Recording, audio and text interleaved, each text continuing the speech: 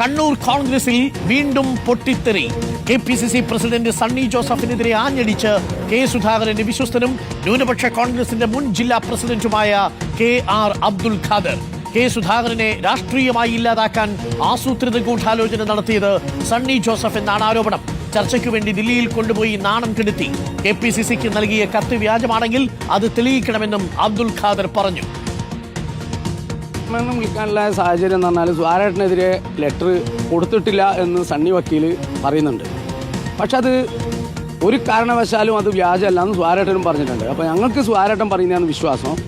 കഴിഞ്ഞ പാർലമെൻറ്റ് തെരഞ്ഞെടുപ്പ് മുതൽ സുധാകരൻ പറഞ്ഞ ഞാൻ പാർലമെൻറ്റിലേക്ക് മത്സരിക്കാനില്ല, ഞാൻ നിയമസഭയിൽ നിന്ന് കൊള്ളാമെന്നും ഒരു കാരണവശാലും പാർലമെൻറ്റിൽ മത്സരിക്കില്ല എന്നും സുധാകരൻ പറഞ്ഞതും, അതുപോലെ തന്നെ നമ്മുടെ AICCയുടെ നിരീക്ഷകനായിട്ട് വന്ന ദീപാദാസ് മുൻഷിയും അതുപോലെ തന്നെ നമ്മുടെ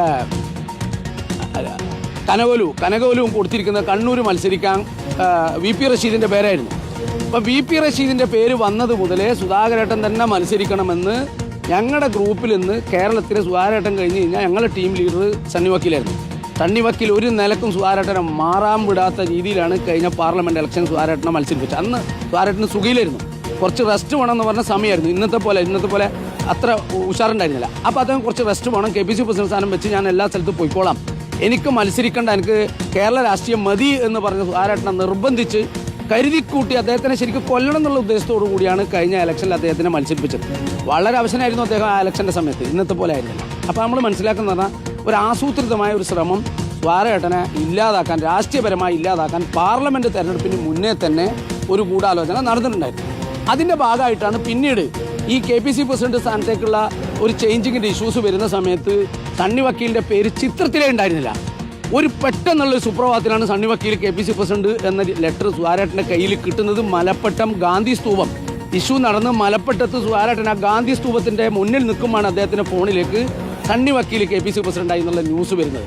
അപ്പോൾ അങ്ങനെ ഓരോ കാര്യം സുധാകരേട്ടൻ KPCC പ്രസിഡന്റ് നിന്ന് മാറ്റി നിർത്തപ്പെടലോടുകൂടി VP റഷീദിനെ കണ്ണൂർ പാർലമെൻറ്റിൽ, VP റഷീദ് എന്നല്ല, മുസ്ലിം സമുദായത്തിലെ ഒരാളും ഒരു കണ്ണൂരെ ലീഡർഷിപ്പിൽ ഉണ്ടാകാൻ പാടില്ല എന്നുള്ള ഗൂഢാലോചന അതിന് മുന്നേ ഉണ്ട്.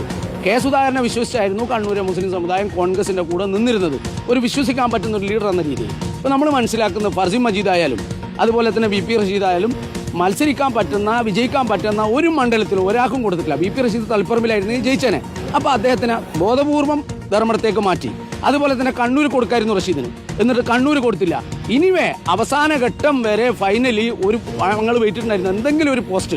ഇപ്പം മുന്നേ യൂത്ത് കോൺഗ്രസിൻ്റെ പ്രസിഡന്റ്, KSUവിൻ്റെ പ്രസിഡന്റ്, ഇല്ലെങ്കിൽ ഏതെങ്കിലും ഇപ്പം MLA AD മുസ്തഫ, ഇങ്ങനെയൊക്കെ സമുദായത്തിനുണ്ടായിരുന്നു. പക്ഷേ മുസ്ലിം സമുദായത്തിന് ഞാൻ ഉൾപ്പെടെയുള്ളവരെ ഒന്നെങ്കിൽ കേസിൽ കൊടുക്കുക, ഇല്ലെങ്കിൽ രക്തസാക്ഷിയാക്കുക, ഇല്ലെങ്കിൽ അവരെ പൈസയും വോട്ടും വാങ്ങി ഒന്നുമല്ലാത്ത അവസ്ഥയിലേക്ക് ആക്കുന്ന ഒരു കാലഘട്ടം കുറേ കാലമായി സണ്ണി വക്കീൽ പിന്നിൽ നിന്ന് കളിക്കുന്നത്. കെ സുധാകരനെതിരെ ഈ ലെറ്റർ കൊടുക്കലോടുകൂടി, അത് വെളിച്ചത്ത് വരലോടുകൂടി പൂർണ്ണമായും ബോധ്യമായിട്ടുണ്ട്.